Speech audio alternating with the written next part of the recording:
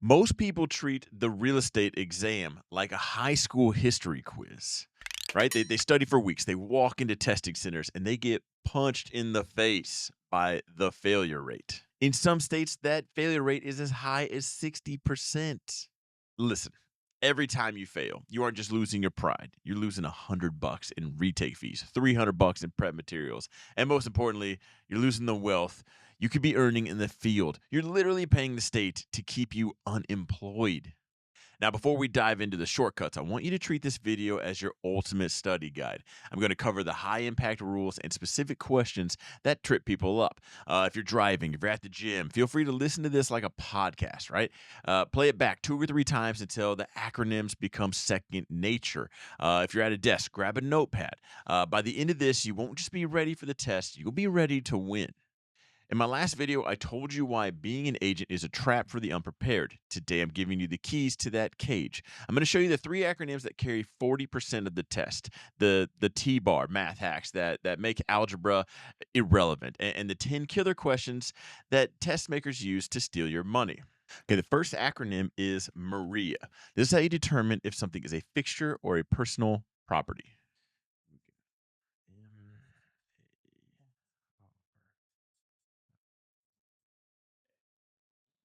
Maria.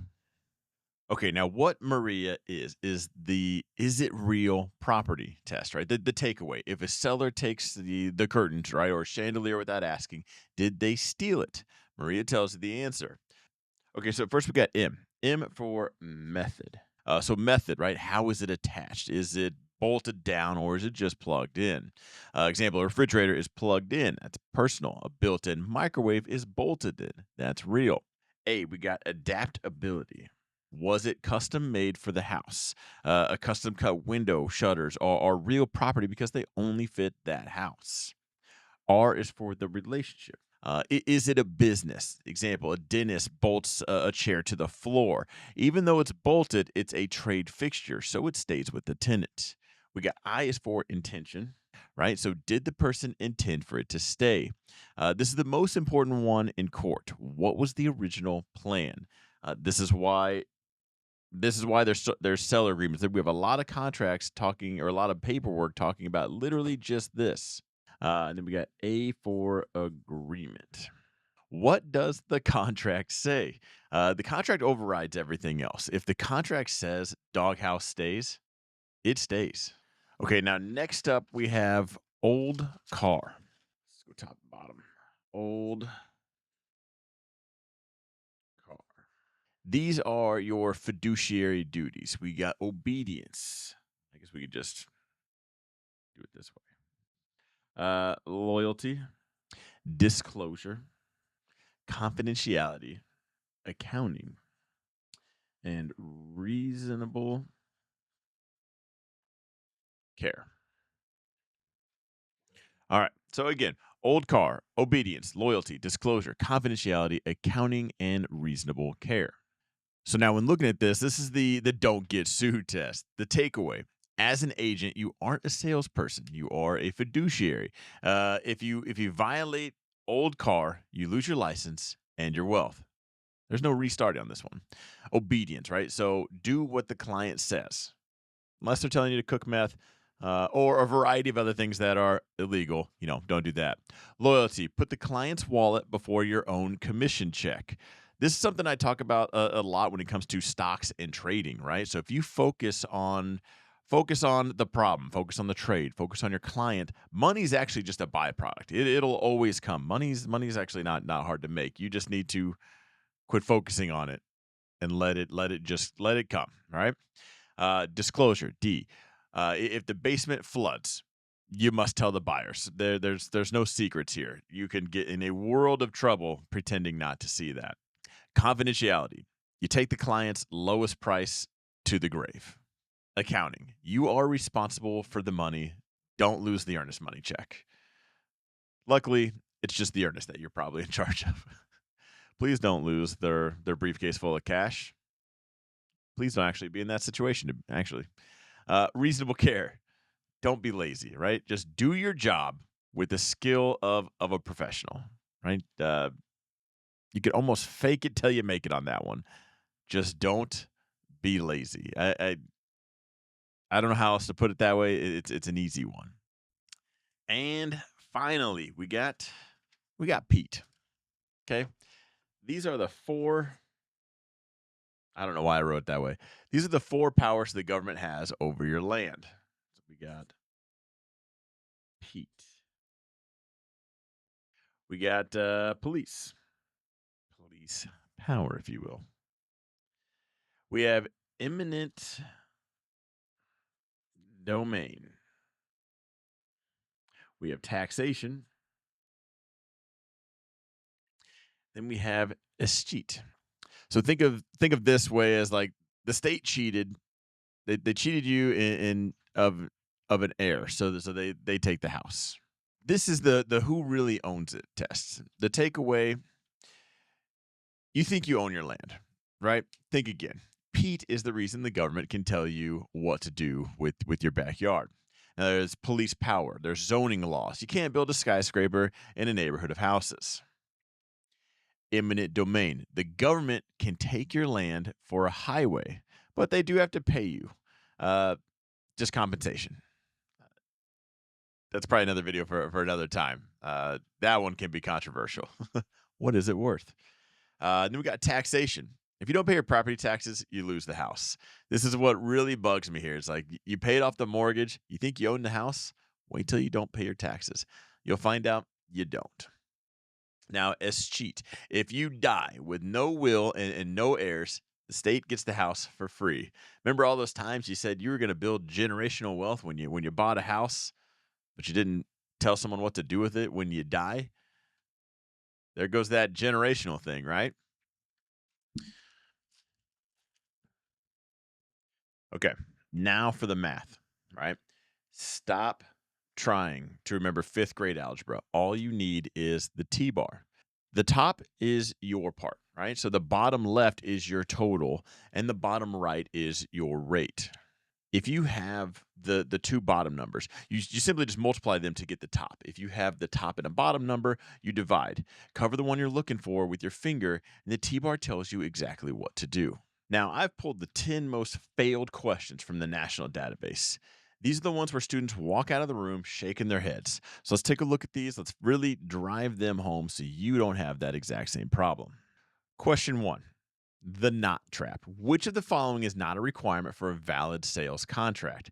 Now, the answer is C, an earnest money deposit. Most people pick this because it's common in real life, but it's not a legal requirement for a contract to be valid. The earnest money is a custom good faith gesture, but it is not a legal requirement for a contract to be valid. Question 2. Now, this is the suffix shuffle. A tenant signs a lease. The tenant is. Now, the key here, the landlord is the give or of the lease. The tenant is the receivee. The answer is C, the lessee. Here comes a math one. Question 3, the math split. $400,000 house, 6% commission. How much does the buyer's broker get on a 50-50 split? Don't click A. 24,000 is the total. You have to divide that by 2 for the split. So the answer is B, 12,000. Total commission 24,000 times 0.6. The split means you must divide that by 2. Question 4, the stigmatized property. An agent knows a suicide occurred in the house 3 years ago. Do you disclose? Deaths or crimes in a house are stigmas. So, unlike a leaky roof, they don't affect the physical structure and are usually not material facts. Unless it's a physical defect, it's a stigma. National law says deaths are usually not a material fact. So the answer is actually C. Should check the state laws as it is often considered a non-material fact. So question 5, halfway there. Joint tenancy, 4 owners, 1 dies. Where does the share go? Now, in joint tenancy, you have the right of survivorship. It goes to the other 3 owners automatically. So the answer is C. The share cannot be willed away. It stays with the remaining owners. 6, the counteroffer. So the seller counters at 310. Before the buyer accepts, the seller gets a better offer. Can they take it? Now, the answer is yes, but they must withdraw the counter first. A counter offer is a legal rejection of the old offer. So the answer is B. Yes, but only after they formally withdraw the 310 counter offer. Again, a counteroffer is a legal rejection of the original offer. To accept a different offer safely, the seller must revoke the outstanding counter before the buyer signs it. Right? Finish one deal before you start taking on another one. Don't try to do everything at once. Question 7. Now, this is fair housing, which usually I always thought these were the easiest ones. Which of the following acts is a violation of the Federal Fair Housing Act? And you can go through them, and the one that will stand out the most, right? A real estate agent telling the homeowner that minorities are moving in to get a listing. Licensed agents are literally never exempt from fair housing laws.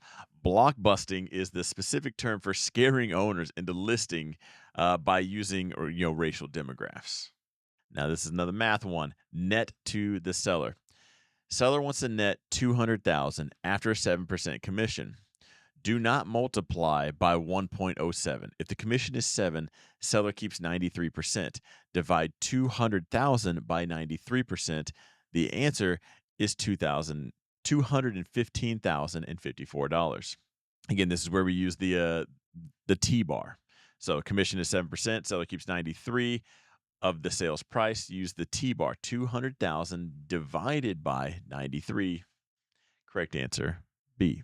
Question 9, fixtures. We have this with our acronyms. Which is most likely to be considered personal property? Now we have a custom built bookshelf bolted to the wall, perennial shrubs in the garden, an heirloom chandelier not mentioned in the contract, trade fixtures used by a commercial tenant.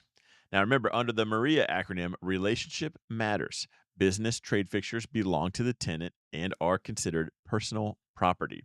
The answer is D, the fixtures used by the commercial tenant. Last but not least, government powers. Oh, this is the good one. A property owner dies with no will and no heirs. The government takes their property through. This is escheat. Escheat. I'll never get used to saying that word. The state takes it through escheat. Answer is D. Remember Pete. E. Happens when there are no heirs to claim the property. If you can handle those 10 questions, the rest of the national exam is just a formality. If any of that was confusing, hit the back button, listen to that again, listen to that whole section again. Passing this test isn't the finish line. It's actually the starting block. You've stopped the bleeding. You aren't wasting money on retakes anymore. Now it's time to actually build that wealth that we talked about.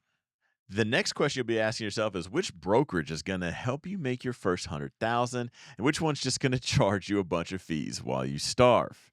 Now, let me know in the comments down below if I should make a video about that. The brokerages I've been a part of, the ones I've heard a lot about of but can't speak directly to.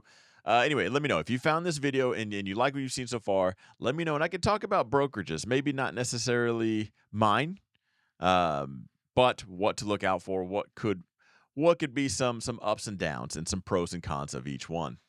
Do all the cool things, hit the buttons, right? Subscribe, share if you can. But again, let me know in the comments down below where you at in this whole transaction. Let me know, and I will see you guys in the next one.